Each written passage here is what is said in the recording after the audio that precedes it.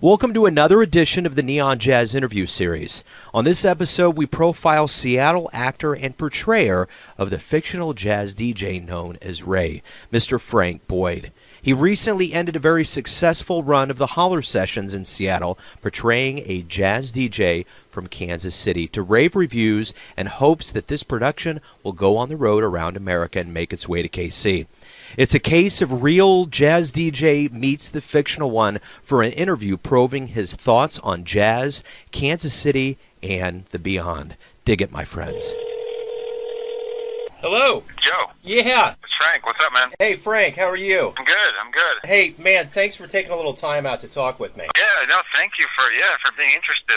It's great, man. I love it. So, it's kind of cool. The fictional and the real jazz DJs get together for a little chat. Yeah, this is great. So let's start at the top here.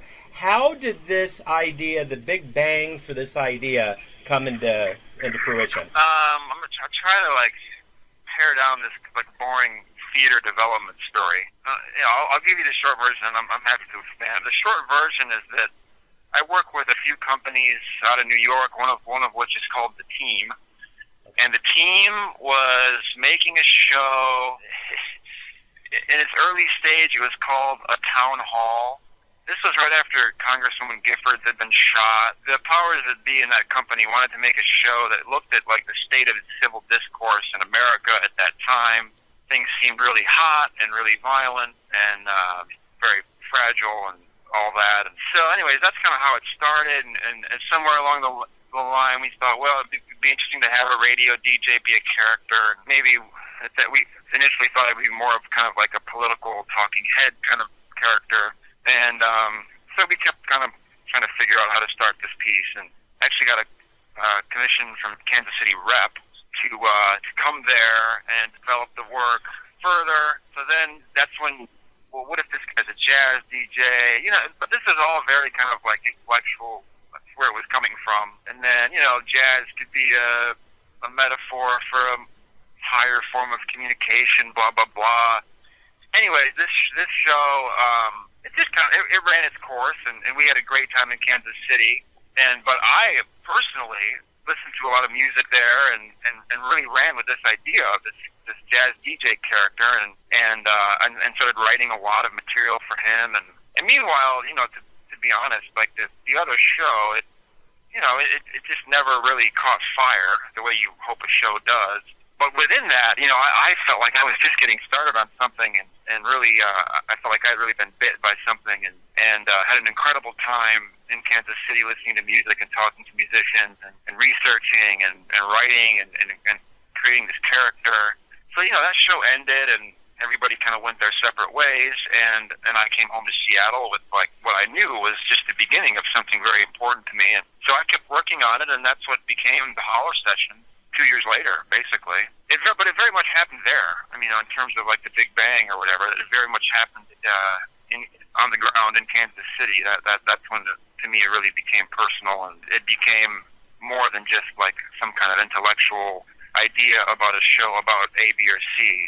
That's when I really got kind of lit on fire, and that was clear to everybody. And I think we all knew, when that phase ended, that I would be continuing work on what I'd started. What's the reception to it? What has it been like? Oh, it's been incredible. We had a sold-out 2-week run at On the Boards, which is a venue that presents work internationally and then also obviously nationally too. And it's been really exciting. I think the cross-pollinating of theater and jazz has interested a lot of people here, and that's been cool to get people in the theater that don't normally go, and also to get theater people listening and thinking about jazz. I can really feel that happening, and that's working. The press has been good. Yeah, it's been great, man. I do think this show will tour. So, God, hopefully it'll be. It would, to come to Kansas City, it would be incredible. Oh yeah, without a doubt.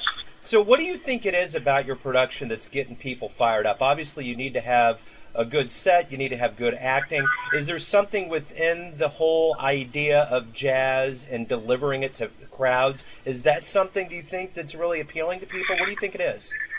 I don't know. I've talked to a lot of people about it, and I'm in it, and so it's kind of hard to like know definitively what exactly is working. I probably would be a combination of a lot of things, but if I had to just like answer that question in general terms, my character is he's like me. He's relatively new to jazz, and he's experiencing the music in real time. During the show, I break a lot of like traditional radio rules. I stop songs in the middle and like go back and play a section again, and if I get really pumped up, I'll talk over the song about what's happening. And so I think there's an immediacy to it that maybe, again, to like totally generalize, that maybe people don't always get on FM radio when they listen to a jazz show. But the inspiration for my character was a combination of like George Carlin and a couple sports radio guys. So like very East Coast, fast thinking, profane, really direct and unfiltered. Kind of a commentary. What have you learned about jazz that coming into this that you had no idea about, say your time in Kansas City or just in general with looking into jazz? What's kind of blown your top that you're like, wow, I had no idea? Yeah, that's a great question. Before this process started, I had listened to a little jazz. I had Kind of Blue in my CD case, but I think I was falling prey to some of the cliches out there about jazz, that it's that the old stuff is like cheesy and antiquated and corny, and that the new stuff is kind of purely cerebral music, that that it was background and that it didn't have the immediacy or the emotional firepower that other kinds of music did, like rock and roll or whatever. Didn't know who Charles Mingus was. I mean, talk about explosive, immediate music. I mean, that there's nothing more live than any of that stuff to me. And I didn't even know who he was. I just I knew who Charlie Parker was, but I didn't have any context or like I didn't know how to like listen to that music. I'm still figuring that out. But so I don't know, man. I guess like I thought Louis Armstrong was just the guy that sang that song. I never listened to the Hot Five stuff, or no one ever really like sat me down and was like, no, like listen to this. It just didn't happen the way that like someone like hands you a Led Zeppelin record in 8th grade. I feel like someone should have. That's something I talk about in the show is that God, people have really dropped the ball with it. Like this is not just good music, but it's our history in so many different levels, and it should be required shit. I mean, it really should be. Someone should have sat me down and put the headphones on and said, say, you got to listen to this. Like, right. As an American, you have to. There's something here for you that you need to find. And anyways, I'm glad I'm there now. But it took a while. Yeah, it's an existentialist thing, man. You can't look back. You got to just say, hey, this is where I'm at. Sounds like you're getting kind of baptized in the entire genre, which is nice. And as far as I'm concerned, it's never too late. And one of my taglines in my show at the end, I always say, one of America's best inventions, jazz. So, Oh, it's the best, man. That's great. Hell yeah. Yeah, I completely agree. Do me a favor real quick before we move on. I'm very interested. Kind of get into kind of your actor's mode and give me your DJ voice. I'm curious to see how this kind of goes, if you can do that. Okay. I'll just give you a little something. Okay, folks. I've been listening to Bird Gets the Worm. I love the end when they're trading eights or whatever. Okay, let's listen to that. And then what I do now is I play that last 65 seconds of the song, and then when it's over, I say, "Okay, folks, that's Bird, Miles Davis, Max Roach, Tommy Potter, Duke Jordan. Okay, that's like Thomas Jefferson, Abe Lincoln, Roosevelt, and two of the other ones having a conversation. Only these guys can implement in real time, folks. Max Roach. We collectively create a thing of beauty." Max Roach said that. Listening. He's talking about listening.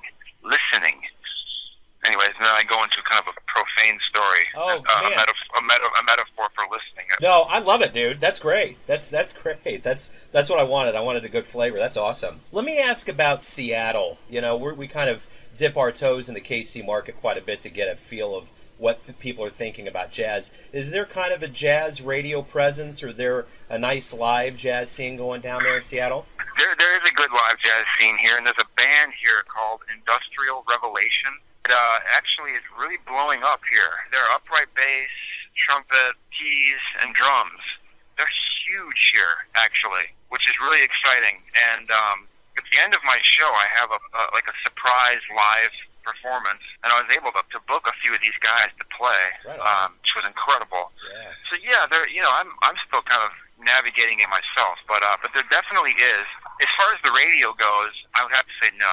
There's not much here. There's the public jazz radio station, and they're fine. It's a little sleepy, to be honest. And then there's a guy who has a show on KEXP 90.3, which is like it's an incredible station, and they play pop and indie rock and stuff. They have a jazz hour. This station is streamed all over the world. I mean, they're a huge tastemaker in the pop world, but jazz hour is, it's like Sunday night, midnight to 1. Yeah. So, other than that, there's not much on. What I really want to do is make sure that people understand where this production's taking place, the times, and kind of what your view of where you want to go with this. Yeah, the Holler Sessions should tour America.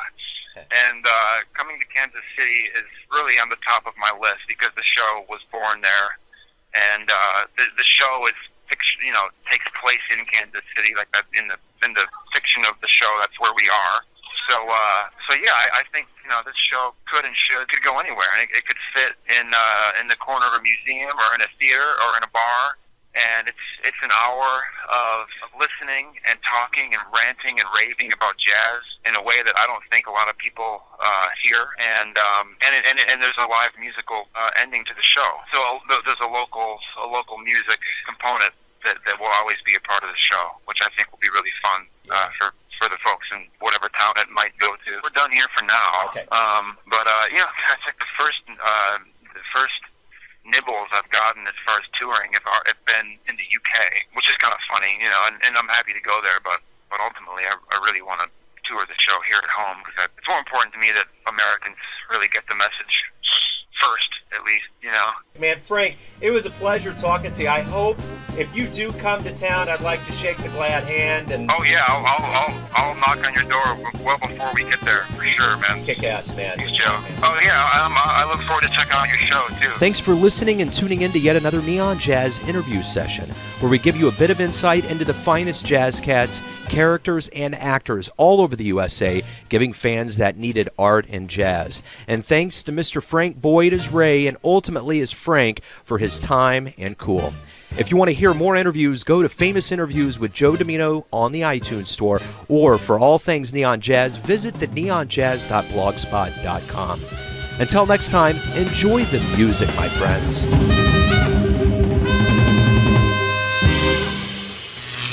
Neon Jazz.